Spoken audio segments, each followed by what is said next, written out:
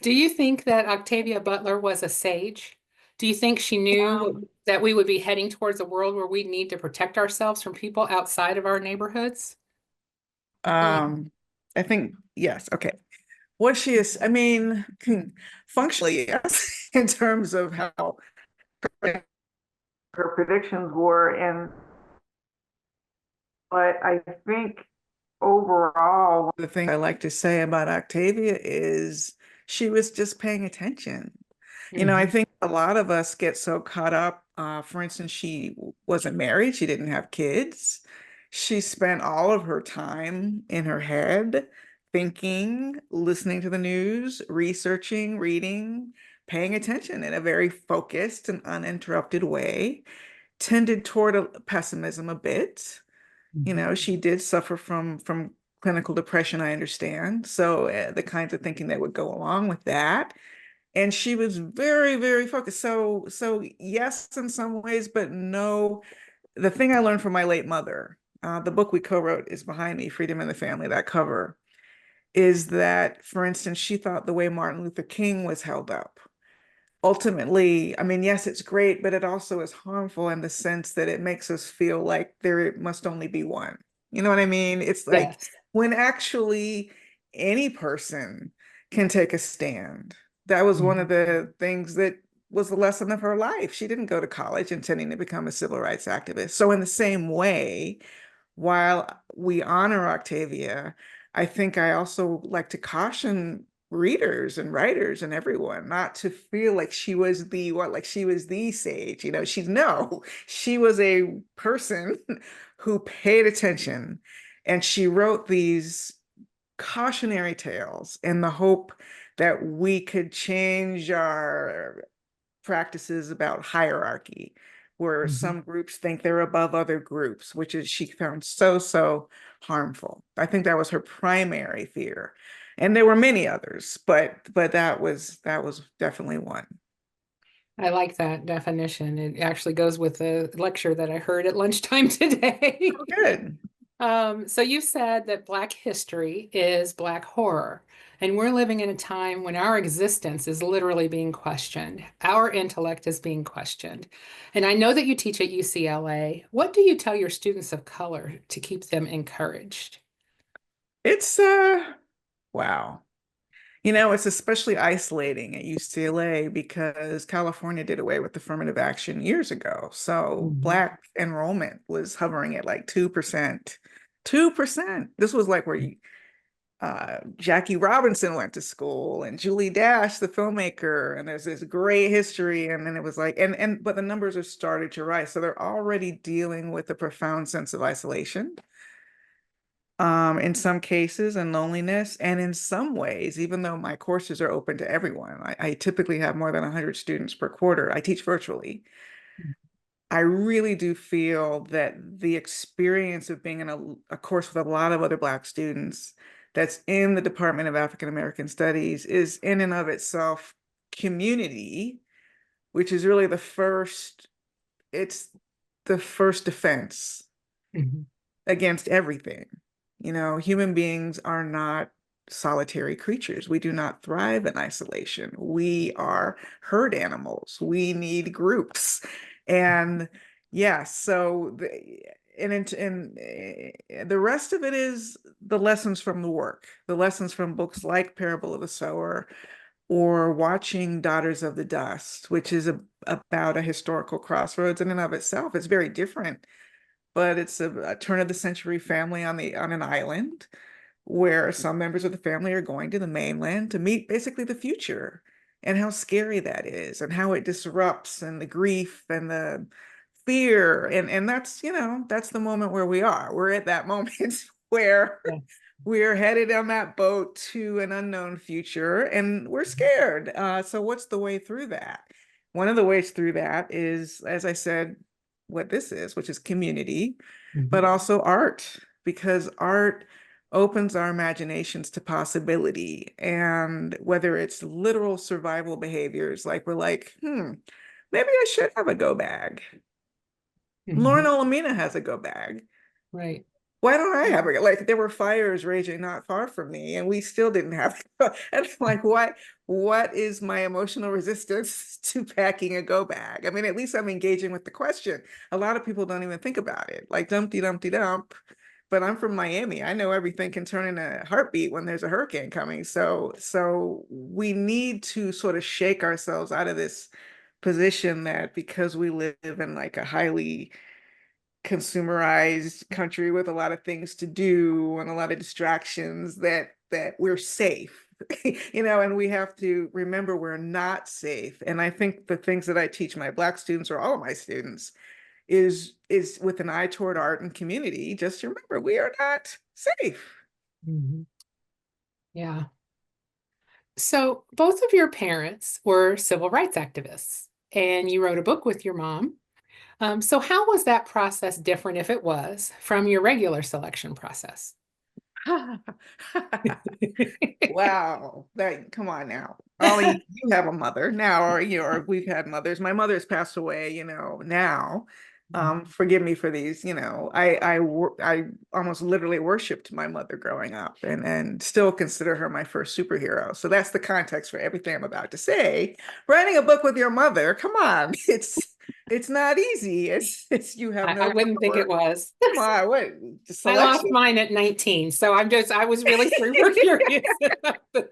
Selection was what she said I could add and what I couldn't add. And, I was so salty about some of the things she didn't want me to put in the book. Like in one case, I went and I wrote a short story, so I could resolve my feelings about that.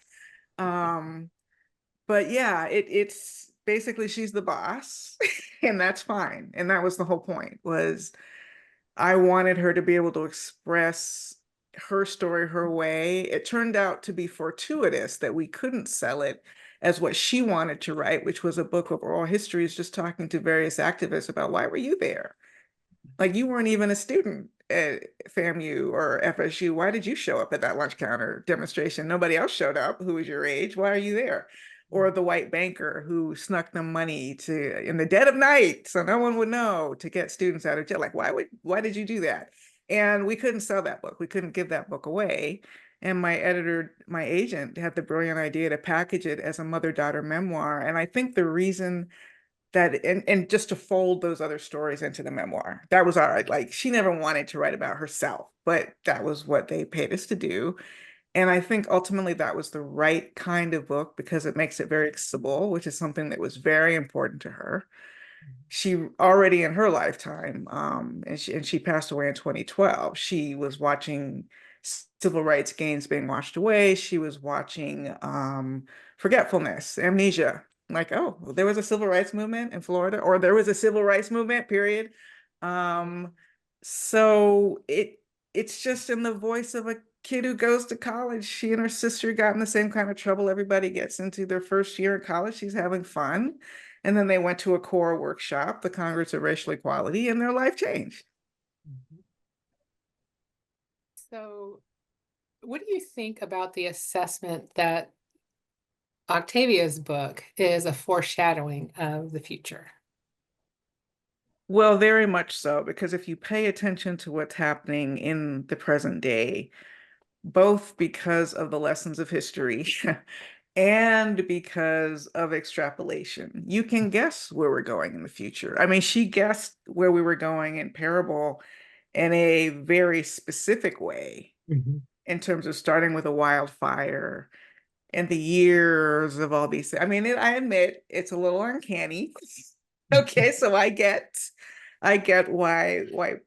I mean, honestly, there are people who almost literally worship Octavia. And I think the reason for that is because, well, maybe we do want to live in an earthseed community. I can definitely foresee a time and I would want to live in an earthseed community. So that's just practical advice, how to make acorn bread and how to pack a go bag. The most practical advice, I think, in Parable of the Sower is that you have to trust what you know and what you see as opposed to what people say.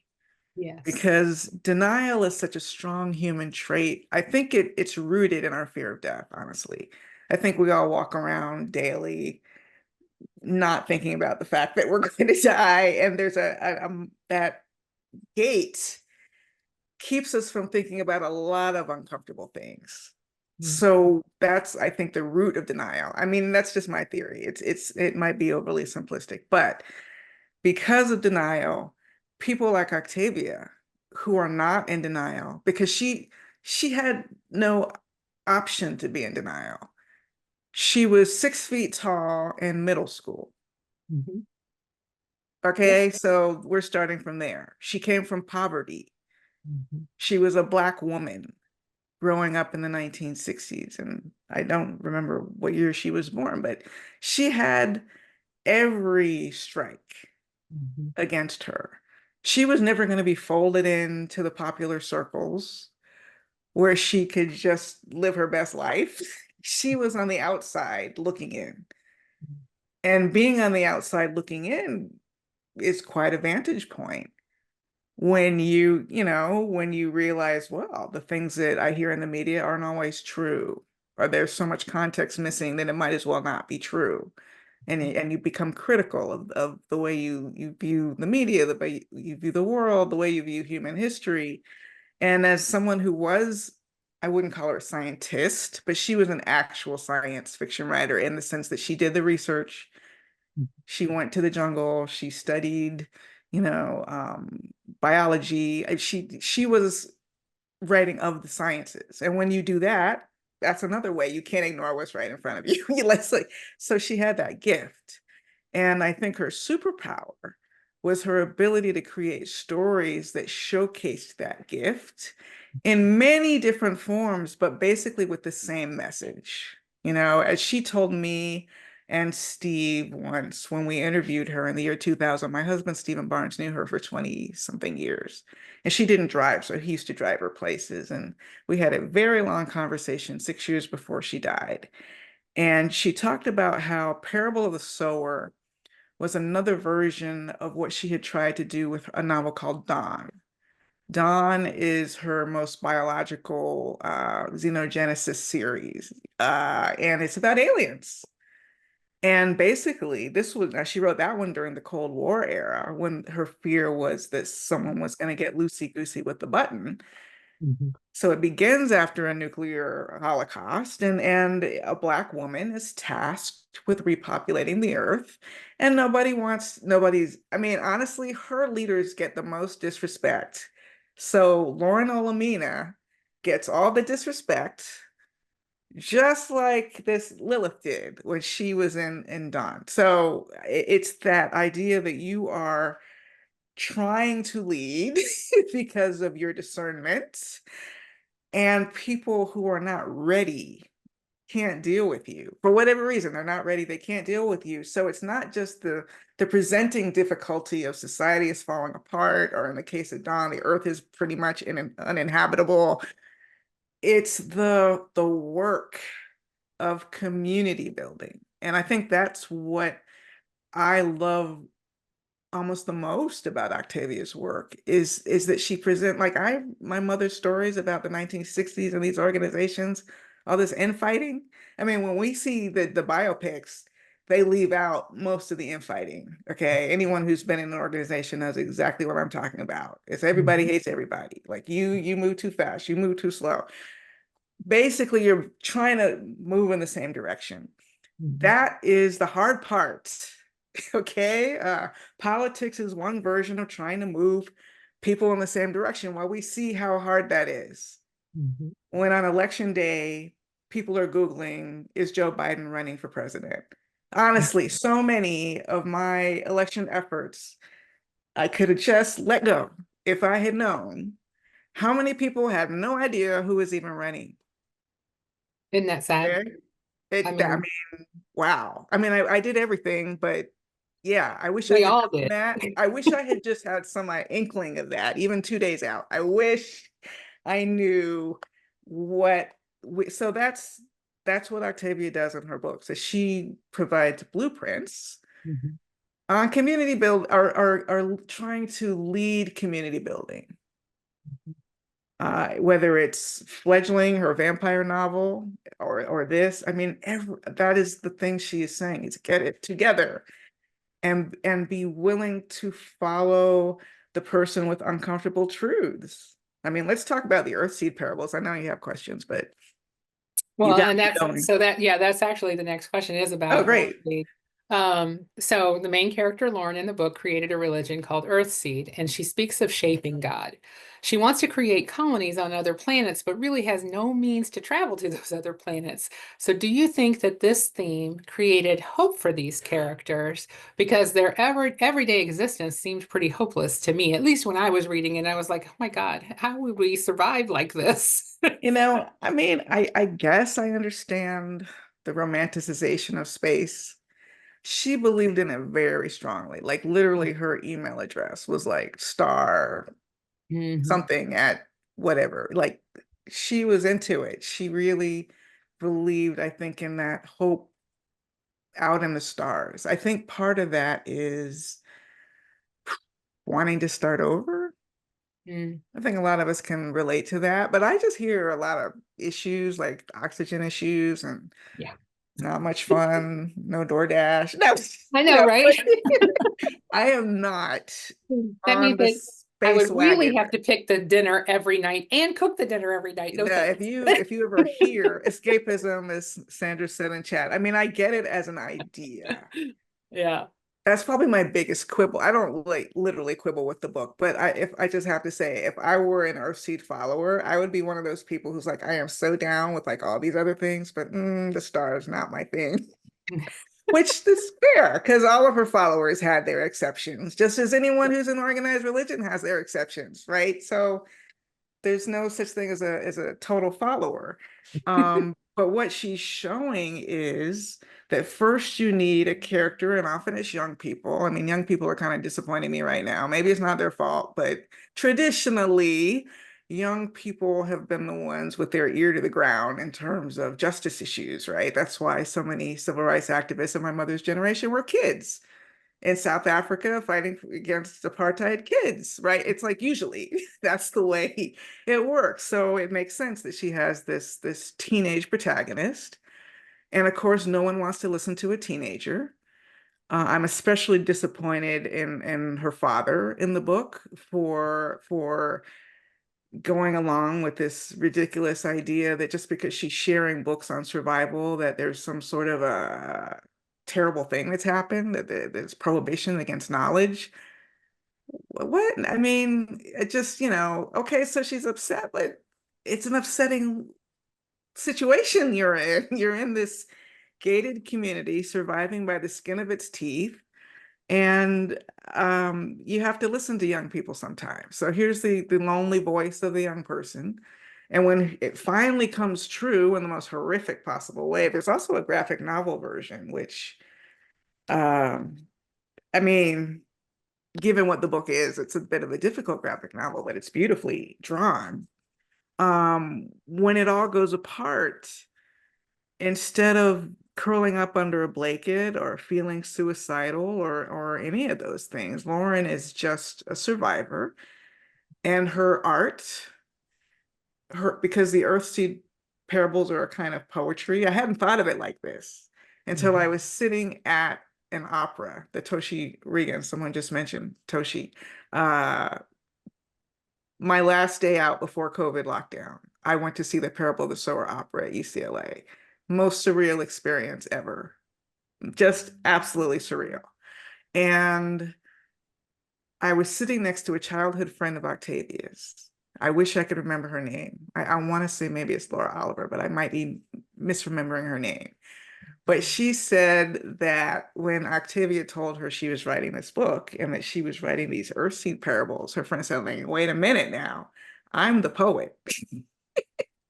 I don't know. That's just a straight aside, a little window into her past, but it is poetry, not in the sense that it's in verse. It's freestyle poetry, but the ideas are distilled, like poetry distills language down to its essence, right? So she's distilling these big ideas, and it's not a super comfortable religion, frankly. The version of God in the Earthseed parables frankly, compared to what if you're Jewish or if you're Christian, I mean, kind of lame actually in terms of the relationship with humans.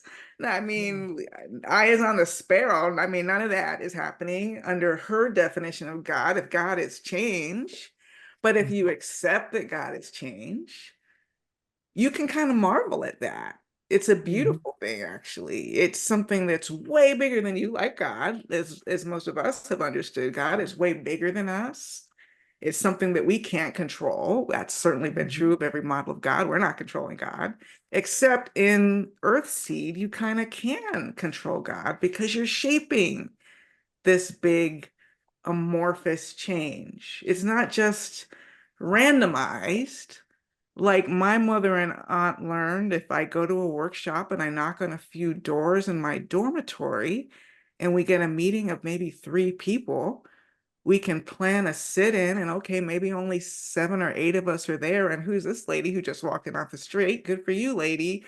But then when we get arrested, whoa, huge crowds of students. Now we got 1,000 people marching. Now people are writing letters from all over the world, and Martin Luther King is sending me a telegram. And that's what changes. It's like two sisters make a decision. Fast forward, and I know some people are here from Tallahassee, and it may look different for you as people who live there. But when I visit Tallahassee now and I see Black people and white people sitting at tables together, it feels like there was a lasting impact, even locally, like in the local culture from that interracial civil rights movement in the 1960s. And I know it's still Florida and I know there's issues, and there's probably a ton I'm not seeing, but the way they have that still sidewalk memorial, and I just saw another gorgeous memorial. I know things aren't perfect there in Florida, but Tallahassee is remembering its roots, at least now, before someone decides that's not something they should be doing. I don't know. But they're remembering their roots, and that is making a difference. And I think Octavia Butler's work is designed to show individuals that Mhm. they can become leaders. Leaders are not someone you find. I mean, sometimes leaders are something you become. So, looking at how you do your writing, how do you select the subjects for your story? Um, it's more like they select me. My last novel, The Reformatory, which is a historical novel set in the Jim Crow South of 1950, was based on real family history.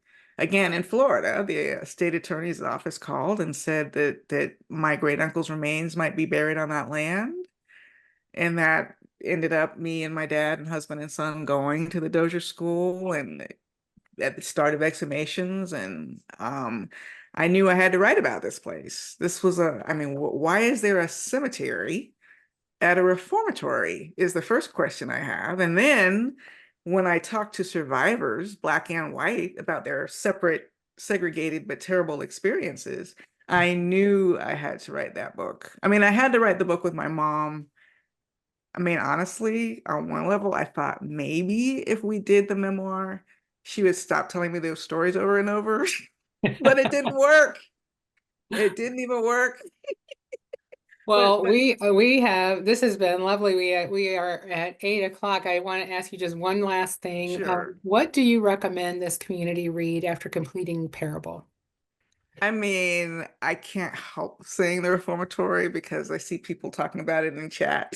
Mhm. And a lot of people are liking liking the book.